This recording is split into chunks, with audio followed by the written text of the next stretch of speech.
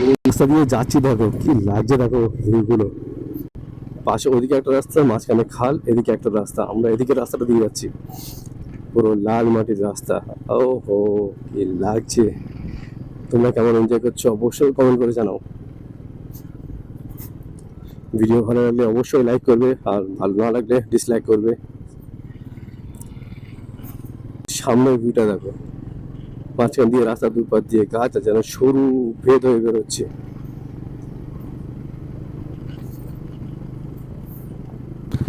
মাটির আঁকা বাঁকা রাস্তা দিয়ে কিন্তু আমরা বেরিয়ে চলেছি। এই দেখো এখানে কুদুরি, এই দেখো এগুলো কুদুরি।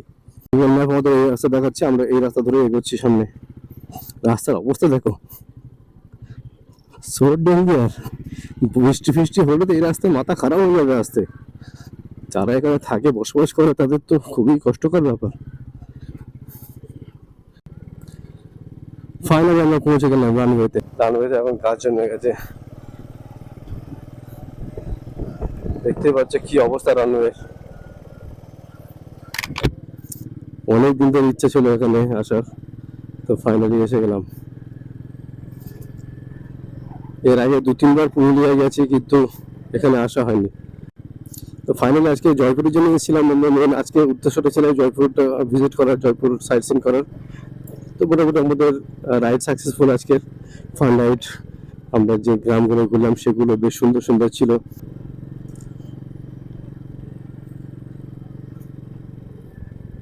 ওয়াও, কি লাগছে দেখো, কত লম্বা, অনেক লম্বা মনে হচ্ছে। এখানকার লোকাল লোকেরা এখান থেকে যাতায়াত করে। এই দেখো, সম্ভবত পাট গাছ নিয়ে যাচ্ছে বাইকে বেঁধে, জানি না কি গাছ নিয়ে গেল ওটা।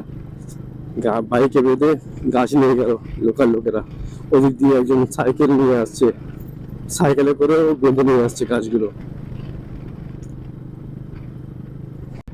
এই দেখো, গাছ নিয়ে যাচ্ছে সাইকেলে করে বেঁধে। রানওয়েটা তো বেশ বড়, এটা শেষ হচ্ছে না রানওয়েটা, কত বড়। আমরা বেরিয়ে যাচ্ছি ব্রিটিশ রানওয়ে থেকে। এখন যাবো বনলতা রেস্টুরেন্টে, ওখানে গিয়ে একটু ভোজনালয়ের ব্যবস্থা করব, তারপর আবার বাড়ির উদ্দেশ্যে বেরিয়ে যাবো। এদিকে রাস্তাঘাট, প্রাকৃতিক সৌন্দর্য, মানে ওয়ান ডে রাইডের জন্য তো বেস্টই বলবো। আর যদি কেউ এখানে স্টে করতে চায় তো সেও করতে পারে, বিশেষ করে বলবো শীতকালে এসো। শীতকালে এলে দারুণ মজা পাবে, ভালো করে এই জায়গাগুলো উপভোগ করতে পারবে। সামনের ভিউটা দেখো, কি দারুণ লাগছে দেখো। এইসব জায়গায় সময় কাটাবে না, কোথায় সময় কাটাবে। পাতাগুলো দেখো, পুরো কিন্তু নতুন পাতা ছেড়েছে, হালকা কচি কলা পাতার যে রংটা হয় গ্রিনারি, সেই গ্রিনটা, এটা বেশ দারুণ লাগছে। বনলতা, জয়পুর, বাঁকুড়া, পশ্চিমবঙ্গ। ভোট দেওয়া রয়েছে এখানে। ওই পুলিশ ওখানে মনে হচ্ছে নাকি, দেখি। পুলিশ থাকার কথা, চেক করার কথা। হ্যাঁ, পুলিশই আছে এখানে, এই তো পুলিশ আছে এখানে। দারুণ লাগছে কিন্তু আমাদের। আমরা কিন্তু ব্যাক করে চলে গেলাম বনলতা রেস্টুরেন্টে খাওয়ার জন্য। এই হচ্ছে বনলতা রেস্টুরেন্ট, এখানে যাব।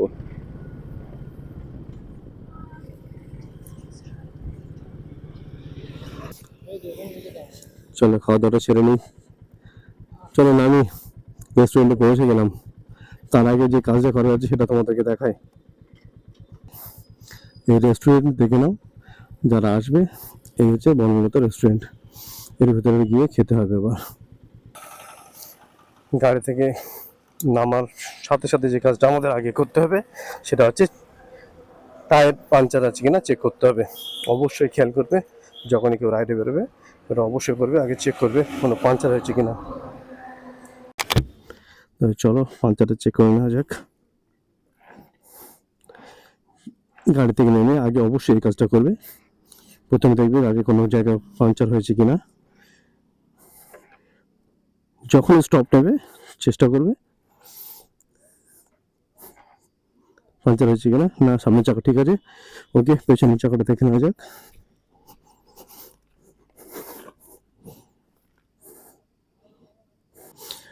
পাঞ্চার কিট অবশ্যই ক্যারি করবে, আর এয়ার পাম্প যদি পসিবল হয় একটা কিনে অবশ্যই সাথে ক্যারি করবে, নাহলে যদি পাঞ্চার হয়ে যায় তো খুব সমস্যা হয়ে যাবে। অল গুড, ওকে। চলো এবার তাহলে যাওয়া যাক রেস্টুরেন্টে। এই রেস্টুরেন্টে গেলাম, ওদেরই একই ব্রাঞ্চ বনলতা রেস্টুরেন্টের। এরা বললে এখানে আজকে বন্ধ আছে, ভিতরে যাও, ভিতরে খোলা আছে, তো ভিতরে যাই। এদিকে দেখতে পাচ্ছ বোর্ডগুলো একটু দেখে না, পড়ে না, যদি তোমরা আসো তোমাদেরও সুবিধা হবে। এই লেখা আছে ডান দিকে এগিয়ে 10 মিটার ভিতরে বনলতা রেস্টুরেন্ট খোলা আছে, সামনে রেস্টুরেন্ট আছে লেখা রয়েছে। ওই দেখা যাচ্ছে, ওটাই মনে হচ্ছে রেস্টুরেন্ট। বাহ, এই দেখো অ্যাম্বিয়েন্সটা দেখো কি দারুণ। তুমি যদি আসো এখানে কিন্তু থাকতে পারো।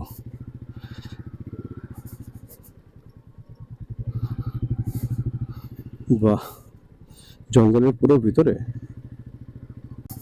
এই তো ঢুকে পড়লাম রেস্টুরেন্টে, বেশ গরম লাগছে এখানে। অ্যাম্বিয়েন্সটা কিন্তু বেশ সুন্দর। ঢুকি এখান দিয়ে।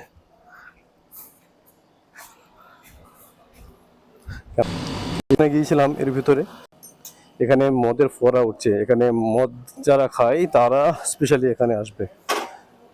রেস্টুরেন্টও আছে ওর সাথে, বাট আমাদের পক্ষে অসম্ভব ব্যাপার খাওয়া। বাহ, অ্যাম্বিয়েন্সটা দেখো কি সুন্দর ভিতরে। এই দেখো সূর্যমুখী ফুল ছোটো ছোটো ফুটছে, গোলাপ ফুল এখানে ফুটে আছে। আমরা ওই দিক দিয়ে এসে ডান দিক দিয়ে চলে গেছিলাম, আর এটা বাঁ দিকে। এখানে বললো শুধু খাবার পাওয়া যায়, হোটেল। এই তো গাড়িটা এখানে ছাওয়াতে রাখি আগে, তারপর দেখা যাক কি হয়।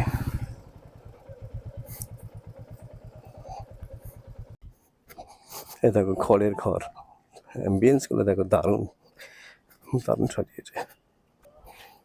ভিতরে যেতে হবে মনে হচ্ছে, তো চলো ভিতরে যাই। জানি না ক্যামেরা অ্যালাউ আছে কিনা, ক্যামেরাটা বন্ধ করে দিচ্ছে এখানে।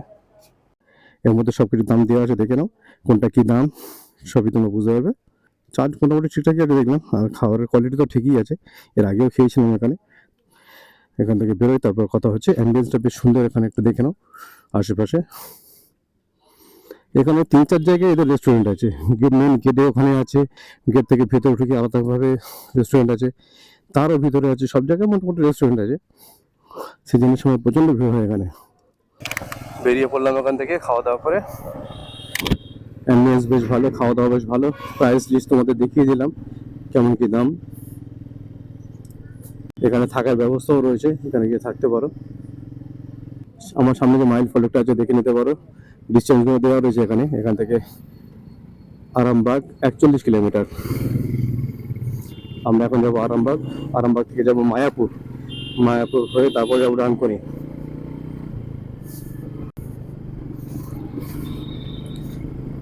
গরমের সময় বলে সবকিছু ফাঁকা ফাঁকা, বেশ ভালোই লাগলো। ওয়ানডে রাইড করে বেরিয়ে যাচ্ছে আমরা, ফান মোটর রাইড।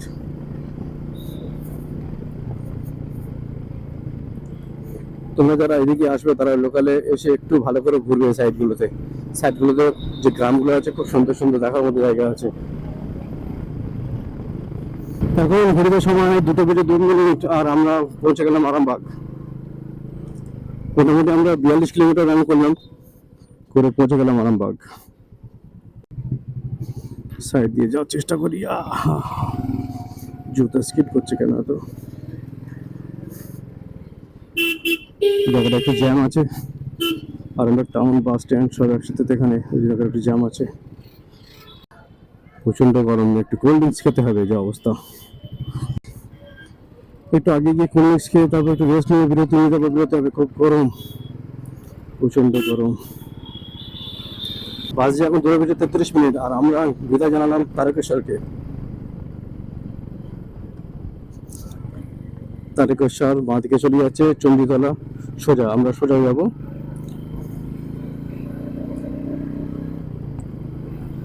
সামনে একটা মাইল ফলক আছে, ওটা দেখে নেবে যখন ফিরবে তোমরা।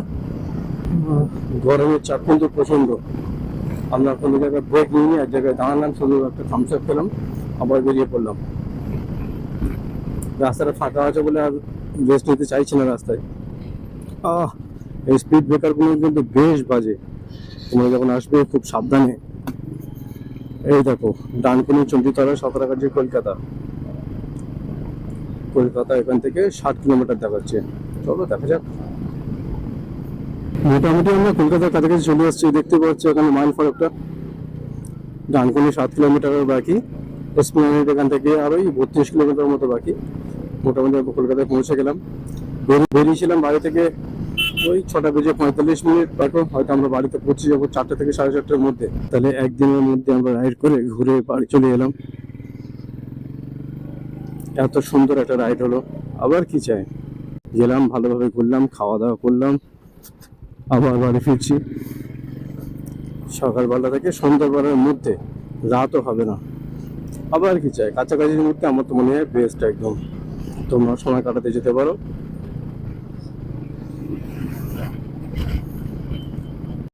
মোটামুটি আমরা ডানকুনি পৌঁছে গেলাম। সামনে ডানকুনি থেকে আমাদের রাইট সাইড নিয়ে একদম সোজা বেরোতে হবে হুগলি ব্রিজ। বাস যে এখন 3:24।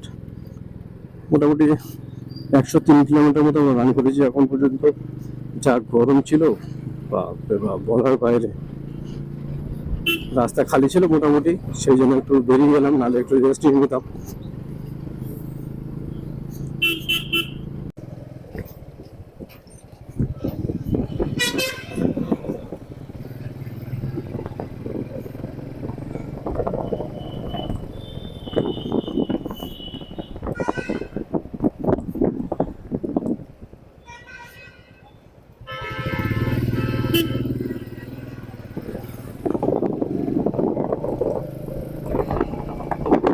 ডানকুনি থেকে ডান দিকে টার্নিং নিয়ে নিলাম আমরা। এবার সোজা যাবো হুগলি সেতু। ডানকুনি থেকে লেফট সাইডে নিয়ে সাঁতরাগাছি ঢুকে পড়লাম। আর বাস যে এখন 3:40। আমরা 116 কিলোমিটার রান করে ফেললাম। আর বেশি বাকি নেই, এখান থেকে 20-22 কিলোমিটার মতোই বাকি। এখনো পর্যন্ত বিকাল ঠিক মতো হয়নি, কিন্তু রাস্তায় গাড়ির চাপ শুরু হয়ে গেছে। ভালোই চাপ আছে, দেখতে পাচ্ছ সামনে কি অবস্থা। যে জ্যামটা দেখো কি অবস্থা, একই গরম, ঘামে ঘাম হয়ে যাচ্ছে ভিতর থেকে। লাইন দেখো, লম্বা লাইন। ওফ, টু মাছ টু মাছ। এই দুপুরবেলা, ভর দুপুর যেন, এখন বিকালটাও হয়নি, 4টে বাজেনি এখনো, 3:45 মতো বাজছে। আর এই অবস্থা, সন্ধ্যা হলে তাহলে কি হবে। পৌঁছে গেলাম হুগলি ব্রিজ। আর এই রাস্তাটা মনে হচ্ছে কোনোদিন সারাবে কিনা। ডিক্রির চিকের আমরা ডান দিকে চলে যাবো, তারতলা বাঁ দিকে চলে যাচ্ছে হাওড়া স্টেশন, হাওড়া শিবপুর। আর আমরা চলে গেলাম এই ডান দিক দিয়ে। ওকে, টাটা, বাই বাই।